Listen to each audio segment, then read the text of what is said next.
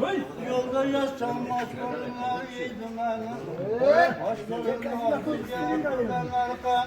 Yigirmege kirgince öldürdüm derhal. Bana yigirmege kirgince okumadan atanı yanına koydu sereke. Endi baş iş düşüyor. Belem tağlar açtım, deryalardan olup taştım. Belçe buradanlar yerlendeştim, olmaz armağanım. Tağlarda üyler, kala üyler var idi. Etrafıdan olan oturuyan çok idi. Onların atalı gelgen idi. Analarıya birgen idi, analar bollarıya geldi birgen idi. Soy boyu devlerimiz var idi, zıraldılar sular okan soydu. Ona canım gözesini alıp suya kırıp göner idi. Gözesini alıp kolundan bula başından sunu alıp gelir idim. Sularını alıp geldim bana canım turpa yayıp hamurlarını kılar idi. Hamur üçüden güzeli betül kılar idi. Güzeli betüllendi yanımda odelimde temi kılar idi. Güzeli betül yanım dallarında temleri kılar idi. Bu düzde imese can anamın miriyken her kadir gece kalbimde durabiliyor. O buyu devlerimiz var idi.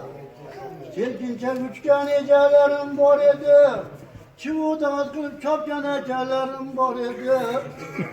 Ota anam kırıp durar idi. Ota meteleri bolan kara atını çaptı gelirdi. Çiçeklerim uykudan beter bolgen. Gülerleriyle beşi batırana canım cilmeyip gülüp koyar idi. Kotar kotar narım var idi, burnalarca kervanlar zor idi. Kotardan narım getirtti, getirlarım getirtti. Yeni yok çünteyi yok öyle gelip giydiler. Yeni yok çünteyi yok öyle gelip giydiler. Bana bollarmıştı dalgen o devikti kolunu açtılar. La ilahe illallah Muhammed Resulullah diye oğlandan öptüler. Birini babalar kayga gittiler, analar kayga gittiler. Ana baba mamalar kayga gittiler. Birileri var bilen öptüler, birileri yok armağan bilen gittiler. Bütün vatalarlar kayga gittiler, mama babalar kayga gittiler. Babalarına güç geledi, para yürüyorlar, çirkinler boş geledi. Otağlıdan erilgen davalarla gözüce hoş geledi.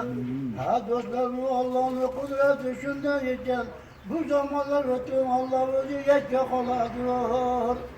Ulan neslen ulan çiğdiydim beni, yolda yaşama çürülen yedim beni. Hoş görün ozuya kızlanırken, yiyilmeye girgin sevgürdüm dargın.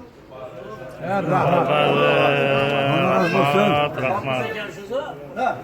Hafızlık bağlı. Ya Hacı Kemal